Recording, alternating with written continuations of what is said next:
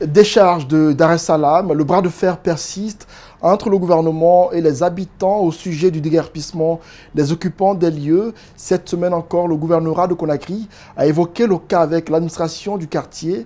Chez les citoyens, les uns réclament un dédommagement suffisant et les autres estiment que ce sont plutôt les ordures qui doivent partir.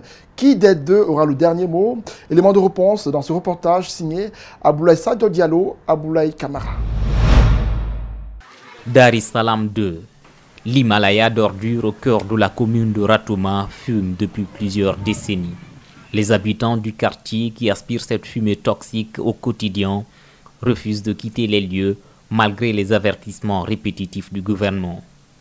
Cette semaine encore, les autorités du quartier ont été saisies par leur hiérarchie pour la même cause. Le mardi dernier, j'ai été invité par le gouverneur de la ville de Conakry avec mes chefs de secteur. Il nous a dit qu'on l'a instruit de nous dire, d'informer nos citoyens de déguerpir les lieux. Maintenant, tout le monde sait à combien on peut avoir un terrain. C'est pas moins de 50 millions. Bon, construire maintenant, ça aussi ça part. Le temps passe, mais les habitants, eux, campent sur leur position. Si certains conditionnent leur départ par un dédommagement suffisant de l'État, par contre, d'autres ne sont pas prêts à partir, quelles que soient les conditions. Il faut chasser les ordures pour mettre les hommes, et non de chasser les hommes pour envoyer les ordures. La mairie de Ratouma dit suivre l'affaire à la loupe. À défaut du nouveau bureau exécutif qui ne fonctionne toujours pas, la secrétaire générale s'exprime. Voir la hiérarchie, qu'ils puissent accepter de majorer un peu le montant qui est prévu pour eux. Vous voyez, parce que déjà d'autres disent qu'avec 20 millions, ils ne peuvent pas s'acheter un terrain avec, ils ne peuvent pas construire avec. Moi, je vais leur demander de quitter. Parce que le lieu n'est pas propice. Quand il y a eu le boulement, on a vu ce qui s'est passé, il y a eu des morts. On ne voudrait plus qu'il y ait encore des morts. En août 2017, un éboulement survenu à cette même décharge avait coûté la vie à 8 personnes. Malgré ce drame, une solution définitive peine à être trouvée.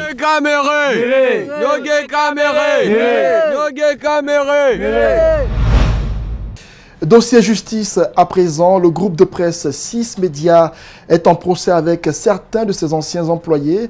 Au nombre de 4, ces travailleurs accusent cette entreprise de médias de les avoir licenciés abusivement. Le procès ouvert ce vendredi au TPI de Mafanko a été renvoyé à 2 semaines. La partie civile dénonce une manœuvre dilatoire pour retarder le procès, dit-elle. Compte rendu, Mamadou Kalisso, Mamadou Aliouba. Les plaignants affirment avoir servi 4 ans au sein du groupe de médias. Ils ont été licenciés sans préavis, sans motif valable, ni indemnisation, disent-ils. Toutes les tentatives pour régler le différend à l'amiable ont échoué. L'affaire est portée devant le tribunal de première instance de Mafanko. Vous imaginez un peu, on t'amène une note de service pour te licencier à 1 semaine de mon mariage. Mais bon, ça ne m'a rien dérangé, mais je suis battu. Donc j'irai jusqu'au bout. Jusqu'au bout, nous irons jusqu'au bout afin qu'on nous rétablisse dans nos droits. Parce que ça ne se passe pas comme ça, quoi. Le procès a été ouvert ce vendredi. La défense a aussitôt sollicité un renvoi de 2 semaines pour, dit-elle, prendre connaissance du dossier. L'avocat de la partie civile dénonce une manœuvre dilatoire pour retarder la procédure. Bon, c'est le droit de demander un renvoi pour pouvoir mieux soutenir, comme nous sommes dans le principe du contradictoire où chacun doit avoir les mêmes chances de donner des réponses aux éléments qu'on lui pose.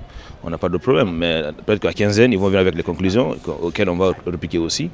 Et on aura une issue, Nous sommes en train de se battre quand même afin qu'on ait une issue favorable dans le dossier. La défense n'a pas souhaité s'exprimer sur le sujet. Elle affirme que le combat doit se faire au tribunal et non dans les médias.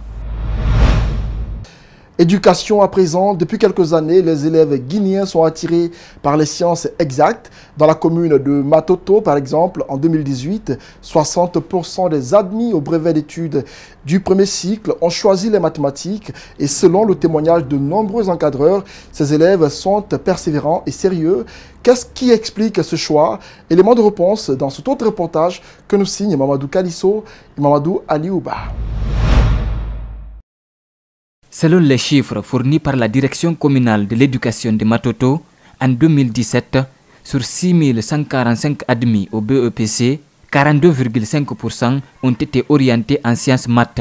En 2018, sur les 5946 admis, 60% ont choisi les mathématiques.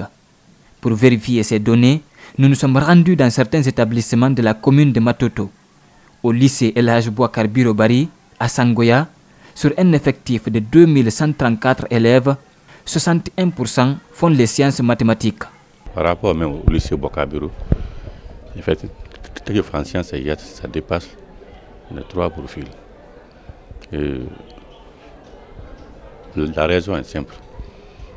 Quand vous faites les sciences et yachts, c'est plus facile d'avoir un marché d'emploi après les études.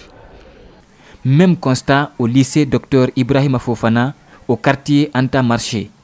Sur un effectif de 1468 élèves, dont 455 filles, la majorité a choisi les mathématiques. Que ce soit en terminale, en 12e, en 11e année, depuis l'année dernière, la plupart des élèves choisissent ces options-là, soit sciences maths ou bien sciences expérimentales. Selon des enseignants et responsables d'éducation rencontrés, les élèves qui font les sciences mathématiques sont très courageux et exigeants envers leurs encadreurs. En sciences exactes, surtout moi, mes classes de sciences maths, ils sont très sérieux. Ils sont très sérieux. Ils sont très exigeants pendant les cours. Dès qu'un professeur n'est pas là, on le sent. Ils descendent directement pour me dire, monsieur là n'est pas là. Pourquoi ces apprenants sont-ils sérieux, rigoureux et exigeants? Pourquoi ont-ils choisi les sciences mathématiques? Nous avons interrogé quelques-uns. Leurs motivations sont diverses. Dans la vie, il faut avoir une vision. On ne choisit pas les choses au hasard. J'ai eu une vision sur la mathématique. J'ai dit, après les études, il me faudrait faire une branche technique. C'est la raison pour laquelle j'ai choisi les sciences mathématiques. J'ai fait les sciences mathématiques parce que après ici, c'est facile aussi d'avoir des travail. Parce que la Guinée a besoin beaucoup de techniciens. C'est pour cela que j'ai choisi les sciences mathématiques pour développer, pour aider mon pays. Je veux être un bon économiste comme Kassori Fofana. Si certains ont choisi les mathématiques pour devenir des architectes ou économistes comme Ibrahima Kassori Fofana, d'autres le font parce que... Vous savez, comme ici il y a trop d'échecs dans les deux autres options, comme ici la science sociale et la science expérimentale, c'est pourquoi les gens ici essaient de faire ici la science mathématique, quoi, vous voyez. Pour cet enseignant rencontré en situation de classe, les mathématiques, c'est la vie. Quand vous prenez les mathématiciens, la plupart des mathématiciens qui sont conscients et qui travaillent durement durant leur cycle scolaire et même universitaire se retrouvent très rarement au chômage. Parce qu'en un mot, le mathématicien, c'est quelqu'un qui s'applique à la nature, qui vit en fonction de l'évolution de la nature. Pour permettre à tous ces élèves de concrétiser leurs rêves, cet enseignant croit que l'implication de l'État est nécessaire. Il faut des fois sortir et appliquer la théorie un peu à la pratique. Et ça, c'est pour les inciter tout en les montrant réellement l'importance des sciences mathématiques de la nature. Sur le train du changement vers les sciences mathématiques, les filles ne sont pas restées au quai.